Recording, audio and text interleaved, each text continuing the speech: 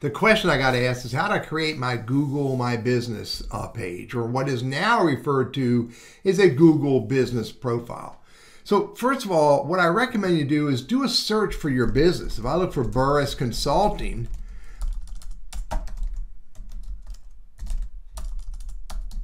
and hit enter, there's my Google My Business page. It already exists. For a lot of companies, you'll find that there already is a Google My Business page right there. Let me look for another business, Hip Chicks.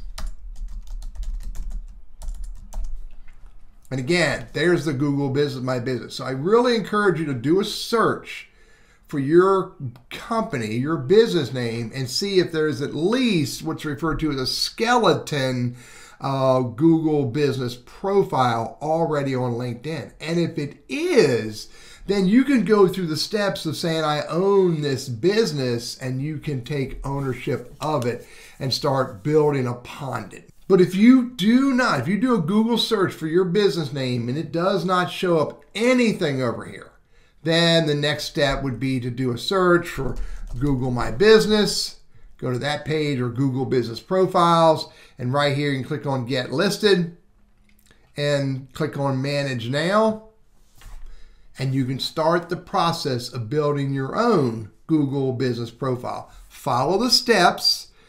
You will have to verify that you are the owner of that business page. Because it's a Google Business Profile, ideally they want you to put a street address there so you can validate the street address. You can hide it from the public later if you want to, but follow the process. It takes a little bit of time. Populate your Google Business Profile with as much information, even images, even articles, whatever you can, to get it, again, rich of information for your target audience, your clients. And once you get it set up, you can go through the process of asking your clients to write Google reviews for you. I'm Teddy, your Google Workspace and Gmail guy, and I hope this is helpful for you.